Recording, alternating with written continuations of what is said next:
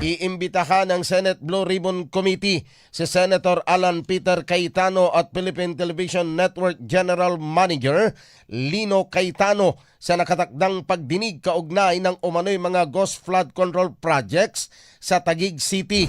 Sinabi ni Senate Blue Ribbon Committee Chairperson Senator Erwin Tulfo si Lino Cayetano na nagsilbing alkalde ng Taguig mula 2019 hanggang 2022 ang humiling ng investigasyon sa mga flood control projects sa lungsod na ipinatupad mula 2022 hanggang 2025 na nagkakahalaga umano ng 6 na bilyong piso.